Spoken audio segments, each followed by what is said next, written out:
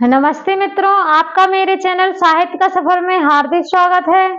आशा करती हूँ कि आप हमेशा की तरह स्वस्थ और प्रसन्न होंगे। तो चूंकि कल का हमारा जो टॉपिक था वह था रीतिकाल, तो रीतिकाल के बारे में हमने संपूर्ण जानकारी प्राप्त की। यह युग कहाँ से इसका निर्माण होता है, किस प्रकार से इस युग का नामकरण होता है और किस प्रकार से इसकी प्रवृत्तियां हैं और इस युग को किस किस आधारों पर वर्गीकृत किया गया था।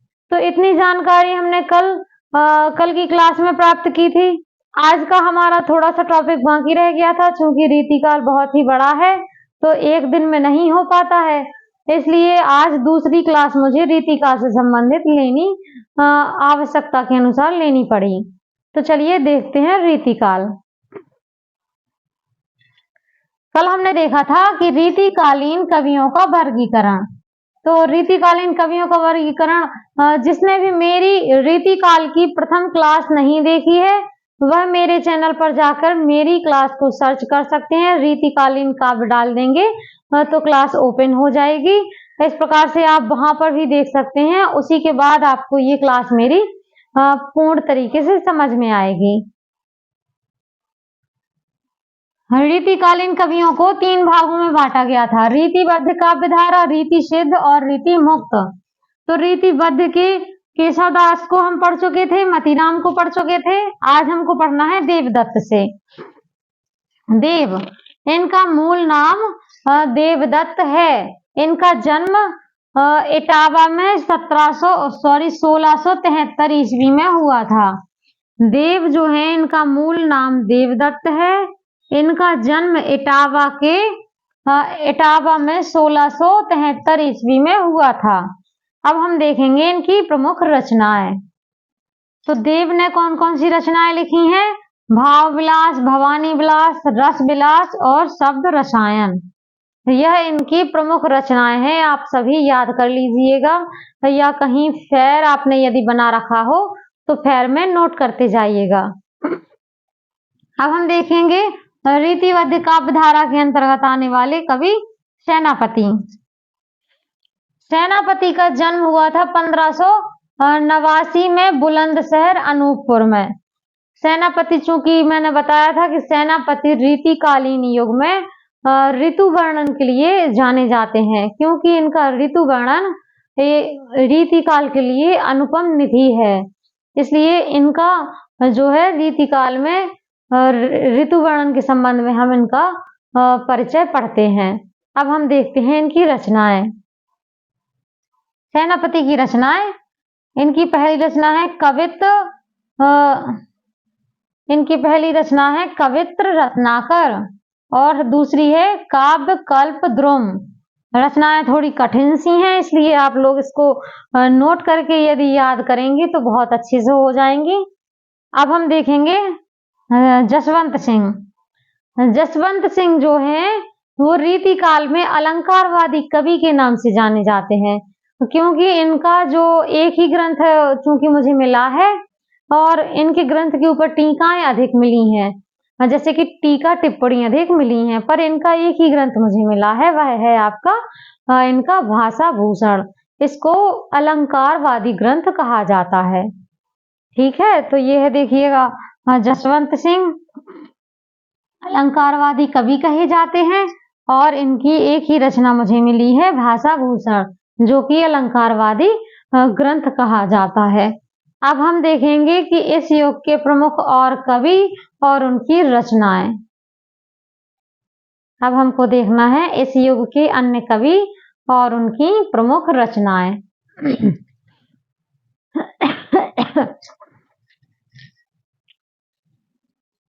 देखिएगा, तो रीतिबद्ध हम वहां पे पढ़ आए हैं। अब रीति सिद्ध काव्यधारा के अंतर्गत आते हैं हमारे बिहारी।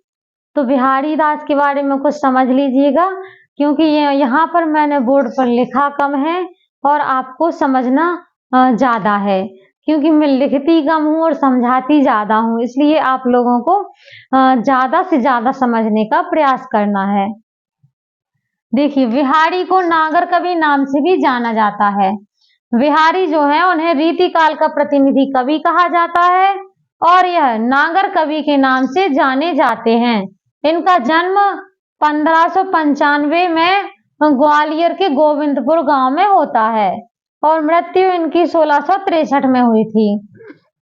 इनके आश्रयदाता थे जयपुर नरेश राजा जय सिंह, जिनके दरबार में ये आश्रित कवि के रूप में कार्य करते थे।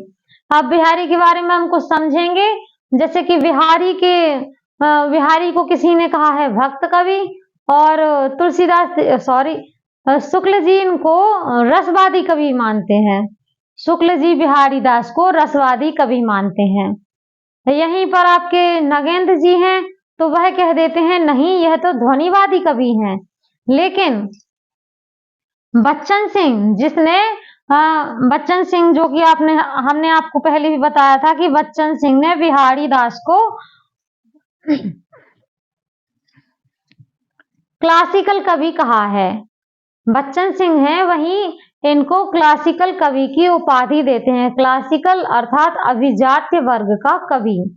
इस प्रकार से बिहारी जी को प्रमुख कवियों ने अलग अलग नामों से भी पुकारा है। किसी ने इन्हें रसवादी कवि कहा है, तो किसी ने इन्हें ध्वनिवादी कवि कहा है, किसी ने इन्हें अभिजात वर्ग की श्रेणी में रख दिया है। इस प्रकार से इनके कुछ प्रमुख बिंदु हमको पढ़ने को मिलते हैं। अब हमको देखना है कि बिहारी दास जी की रचनाएं कौन सी हैं। तो बिहारी ने एक ही मात्र रचना लिखी है, वह है बिहारी सतसई। आप यहाँ पर नोट कर लीजिए, रचना है इनकी बिहारी सतसई। इनकी यह एक ही मात्र रचना है और इन्होंने इस रचना में दोहा सोरठा शैली का प्रयोग किया है और इसमें पद कितने हैं? 713। यदि आपको प्रश्न पूछा जाता है कि बिहारी सतसई में कितने पदों का संकलन किया गया है, तो यदि आपको 713 मिल रहा है तो ये लगाना है ऑप्शन में, नहीं तो 719 भी मुझे कई किताबों में मिला है। इसलिए ये दोनों संख्याएं मैंने यहाँ पर लिख ली हैं, क्योंकि यदि हम 713 लगाते हैं तो पता नहीं कि बोर्ड वहां पे सही मानता है या नहीं, क्योंकि कुछ किताबों में 719 भी दी गई है। इस प्रकार से आपको दोनों इसकी जो है कि संख्या लिख लेनी है, 713 भी और 719 भी। आपको दोनों संख्याएं लिखने के बाद अब देखना है कि बिहारी जी किस प्रकार के कवि थे। तो बिहारी दास रीति काल के प्रमुख प्रतिनिधि कवि कहे जाते थे और इन्होंने राधा कृष्ण का इतना अधिक विस्तार से वर्णन किया है। अपनी बिहारी सतसई में इन्होंने राधा का और कृष्ण का बहुत ही विस्तार से वर्णन किया है, नक्सिक वर्णन किया है। इस प्रकार से इनकी प्रसिद्धि के कारण भी इनकी यह बिहारी सतसई ही मानी जाती है। तो रीति सिद्ध काव्यधारा के लिए बिहारी को प्रमुख रूप से पढ़ना अनिवार्य है। इनके बहुत से तथ्य मुझे मिले हैं और मैंने पढ़ रखे हैं। यदि आपको इनका और विस्तार से चाहिए तो आप मुझे कमेंट बॉक्स में बताइएगा, मैं आपको और भी अधिक जानकारी बिहारी के बारे में दे दूंगी, समझा दूंगी। अब हमको देखना है रीति मुक्त कवि और उनकी रचनाएं। रीतिबद्ध हमने देख लिए हैं, रीति सिद्ध भी देख लिए हैं और अब देखना है हमको रीति मुक्त कवि। तो यहाँ पर मैंने कवि और उनके नाम लिख दिए हैं और यहाँ पर उनकी रचनाएं लिख दी हैं, पर आपको इतना ही याद नहीं करना है, इनके अलावा भी मैं आपको इन सब के बारे में थोड़ा थोड़ा सा डिटेल समझाते जाऊंगी। इसलिए आपको वीडियो कहीं भी स्किप नहीं करना है, क्लास पूरी लेना है, क्योंकि यदि आप क्लास पूरी लेंगे तो जानकारी पूरी मिलेगी और यदि आप स्किप कर देंगे तो ऊपर ऊपर का ही देखकर आपको निकलना होगा। इसलिए हम पूरी क्लास देखेंगे। रीति मुक्त कवि और उनकी रचनाएं।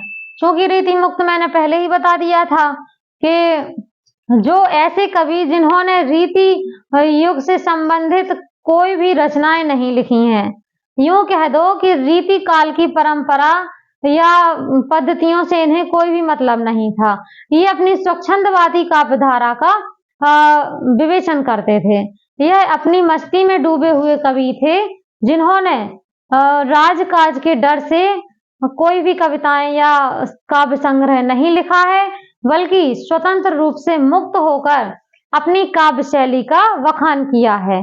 इसके अंतर्गत आते हैं सबसे पहले घनानंद। घनानंद के बारे में हम देखेंगे कि घनानंद कौन थे, अर्थात इनकी रचनाएं किन के ऊपर आधारित हैं। तो सबसे पहले हम देखेंगे घनानंद जो हैं वो मोहम्मद शाह रंगीला के दरबारी कवि थे। किसके?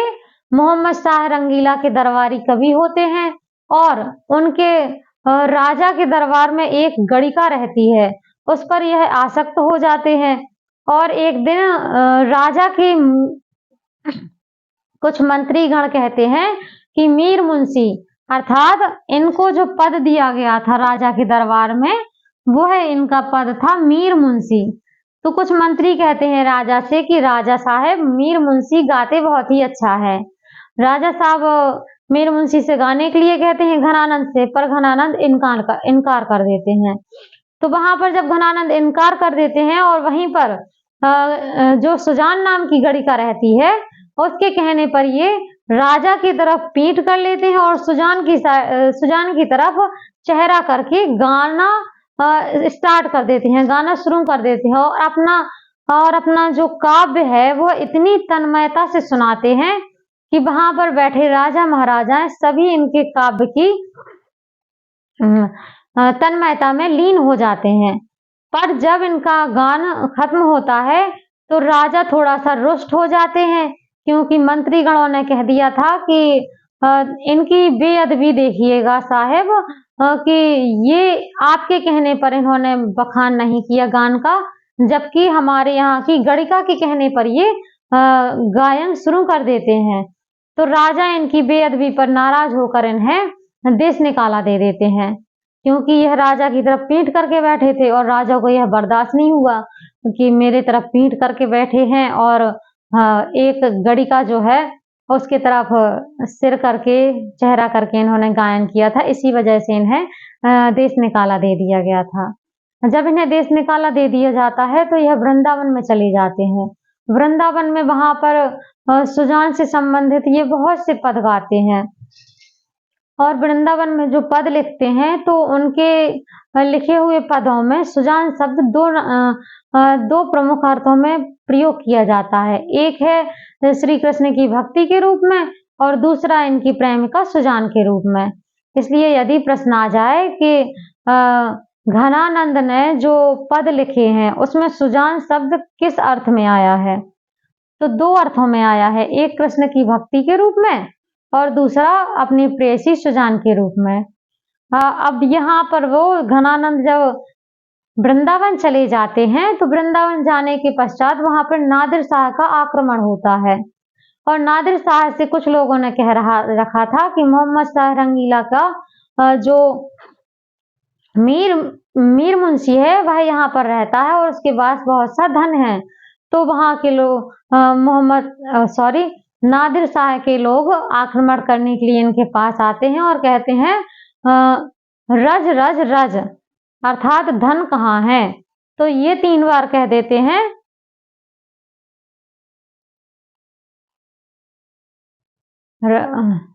रज रज कह देते, शायद ऐसा कुछ कह देते हैं और मिट्टी उठाकर 3 मुट्ठी उनके सैनिकों के ऊपर फेंक देते हैं, जिससे इनके सैनिक नाराज होकर इनके एक हाथ इनका काट देते हैं। ऐसी कुछ कथा मैंने पढ़ी थी, क्योंकि अब कथा इतनी विस्तार से याद नहीं आ रही है। यदि आप लोग पढ़ना चाहें तो मुझे बताइएगा, मैं एक बार और रिवीजन करके अच्छे से आप लोगों को समझा दूंगी। इस प्रकार से इनकी ये कहानी होती है। अब हम देखते हैं इनकी रचनाएं। इनकी रचनाओं में सुजान शब्द, चूंकि मैंने बताया है कि अधिक देखने को मिलता है। एक इनकी रचना सुजान हित, सुजान सागर, रस केलीवल्ली, कृपा कांड, प्रीति प्रवास आदि इन्होंने बहुत सी रचनाएं लिखी हैं। आप सभी लोग मेरे साथ ये रचनाएं इनकी नोट करते जाइएगा, क्योंकि ये बहुत ही महत्वपूर्ण है, प्रश्न यहीं से बनते हैं। तो आप लोगों को मैं तो चाहूंगी कि सभी डेली जो मेरी क्लास प्रतिदिन 5 बजे से 6 के बीच में लगती है। तो इसमें आप लोगों को अध्यापन कार्य बहुत ही बेहतरीन तरीके से करवाया जाता है। तो आप लोग यहाँ पर जो भी नोट्स तैयार करना चाहते हैं वह यहाँ पे तैयार कर सकते हैं। अब देखते हैं आलम।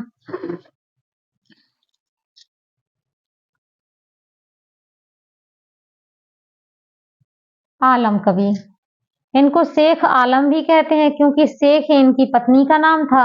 वह एक रंगरेजन होती है और बहुत ही अच्छी कविताएं करने वाली होती है।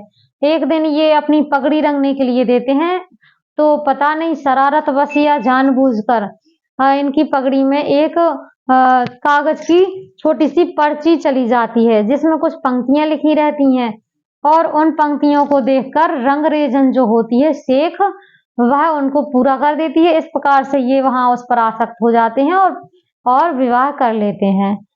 इनकी रचनाएं हैं आलम केली, सुदामा चरित, श्याम स्नेही। आप सभी लोग रचनाएं ध्यान से देखते जाइएगा और लिखते जाइएगा। अब हम देखेंगे ठाकुर। ठाकुर दास को रीतिकाल का कवि कहा जाता है और इनकी 2 ही रचनाएं मुझे पढ़ने को मिली हैं। एक तो है ठाकुर ठसक, दूसरी है ठाकुर शतक। क्योंकि कहा जाता है कि इनकी जो ठसक थी वह ठाकुरों से कम नहीं थी, इसलिए इनकी जो रचनाएं हैं उसमें भी इनकी ठाकुर ठसक देखने को मिलती है। अब देखेंगे हम बोधा। बोधा, इसी श्रेणी में बोधा भी आते हैं। बोधा सिंह क्या होता है कि पन्ना नरेश राजा खेत सिंह के दरबारी कवि होते हैं। बोधा सिंह पन्ना नरेश राजा खेत सिंह के दरबारी कवि होते हैं और इनकी भी कहानी कुछ घनानंद जैसी है, क्योंकि कभी कभार इनकी कहानी और इनकी जो प्रेमिका है, जो यहाँ पर प्रेयसी बताई गई हैं, तो इनकी घनानंद की प्रेयसी का नाम सुजान था और इनकी बोधा की प्रेयसी का नाम था सुहान। क्या था? तो आप लोगों को बिल्कुल भी कंफ्यूज नहीं होना है, क्योंकि इतने विस्तार से समझा दिया जाएगा आपको कि कहीं भी बिल्कुल परेशान होने की कहीं जरूरत ही नहीं पड़ेगी। इनकी कहानी कुछ ऐसी थी कि ये पन्ना नरेश बोधा सिंह, पन्ना नरेश राजा खेत सिंह के दरबारी कवि रहते हैं और सुभान नाम की स्त्री पर ये आसक्त हो जाते हैं, जिस कारण से राजा खेत सिंह इन्हें 6 महीने के लिए देश निकाला दे देते हैं। और जब यह 6 महीने का देश निकाला दे देते हैं तो वहां पर यह एक रचना लिखते हैं। कौन? बोधा सिंह। देश निकाला के समय एक रचना लिखते हैं विरह वागीश। ये है इनकी रचना विरह वारिश। ये रचना जब यहाँ पर वो लिखते हैं तो विरह अर्थात सुभान के विरह में व्याकुल होकर ये रचना लिखते हैं, जिसके कुछ पद राजा खेत सिंह को सुनने को मिलते हैं। उनके दरबारी कवि जो होते हैं वह सुनाते हैं और सुभान के विरह में जो रहते हैं बोधा सिंह, तो इनसे जो ग्रसित होकर रचनाएं लिखते हैं, विरह से ग्रसित होकर जो रचनाएं लिखते हैं विरह वारिश, तो उनके कुछ पद जो हैं राजा खेत सिंह जब सुनते हैं तो वह बहुत प्रसन्न हो जाते हैं और इसी प्रसन्नता के कारण इनको राज्य में फिर से बुलाया जाता है बोधा सिंह को, और राजा कहते हैं कि बोधा मांग लो जो कुछ तुम्हें मांगना है। तो यह एक ही शब्द बोलते हैं सुभान अल्लाह, अर्थात राजा प्रसन्न होकर इन्हें सुभान दे देते हैं और इस प्रकार से इनका प्रेम विवाह हो जाता है। और इनकी दूसरी रचना है इश्क नामा। चूंकि हम स्वच्छंद काव्यधारा के कवि पढ़ रहे हैं तो इनमें थोड़ा सा जो दिया गया है मैं वही बता रही हूँ आपको, कुछ अपने मन से नहीं आपको समझा रही, जो मैंने पढ़ा है वही आपको पढ़ा रही हूँ। अब हमको देखना है द्विजदेव। द्विजदेव की रचना है श्रृंगार तिलक सौरभ। इनकी एक ही रचना मुझे पढ़ने को मिली है, यह बहुत ही मोस्ट है, तो आप लोग ये सब नोट कर लीजिएगा, क्योंकि यह बहुत ही जरूरी है और बहुत ही मायने रखता है, बहुत ही महत्वपूर्ण ये सामग्री है आप सभी के लिए। तो इस प्रकार से हमने देखा रीति काल हमारा होता है समाप्त। यदि इसमें और भी कवि आए हैं जैसे कि चिंतामणि, भूषण, यदि आपको इनके बारे में भी थोड़ी-सी जानकारी चाहिए तो चिंतामणि भी इसमें आते हैं, भूषण भी आते हैं, भाषा भूषण जिसका प्रमुख ग्रंथ है, और केशवदास चूँकि हम पहले पढ़ ही चुके हैं, इस प्रकार से अन्य कवि भी इस श्रेणी में आते हैं। पर हमने जो है वो भागों का वर्गीकरण करके यहाँ पे पढ़ा है। तो जितना हमने वर्गीकरण पढ़ा है, तो उसी के अनुसार आपको कवियों को भी पढ़ा दिया गया है। आशा करती हूँ कि आप सभी को यह क्लास आज की बहुत अच्छी लगी होगी। यदि आप सभी को क्लास अच्छी लगी है तो मेरे चैनल को लाइक करें, सब्सक्राइब करें, और खासकर जो भी मित्रगण मेरे इस चैनल पर नए हैं, वह मेरे चैनल को सबसे पहले सब्सक्राइब कर लें। क्योंकि यदि आप चैनल को सब्सक्राइब नहीं करेंगे, तो मेरे द्वारा जो प्रतिदिन यहाँ पे क्लासेस ली जाती हैं, वह आपके पास नोटिफिकेशन नहीं आ पाता होगा। इसलिए आप पहले मेरे चैनल को सब्सक्राइब कर लें, और YouTube पर मुझे कार्य करने के लिए, अध्यापन कार्य जो यहाँ पर मैं करवा रही हूँ, उसके लिए मुझे आप सभी के सहयोग की अति आवश्यकता है। इसलिए आप सभी मुझे सपोर्ट करिएगा। क्योंकि कुछ मित्रगणों ने पूछा था कि मैम आप क्या करती हैं? तो मैं आप सभी को बताना चाहूँगी कि मैं एक गृहिणी हूँ।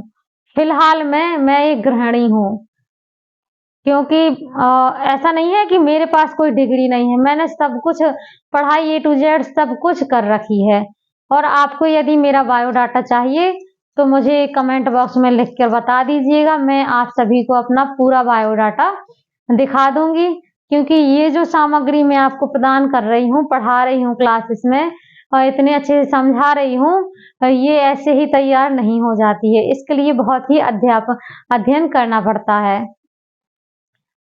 चूँकि मैं ज़्यादा क्लास देर तक नहीं ले पाती, क्योंकि मैं एक गृहिणी हूँ और मेरा छोटा-सा एक बच्चा है 1 साल का, इसलिए थोड़ा-सा संघर्षमय हो जाता है पढ़ना।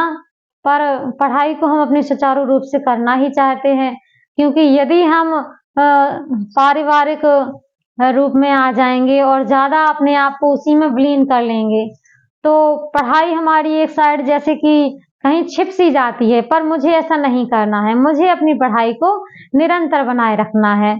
इसलिए आप सभी से निवेदन है कि आप सभी मुझे सपोर्ट करिएगा। आज के लिए इतना ही। जय हिंद, जय भारत, धन्यवाद।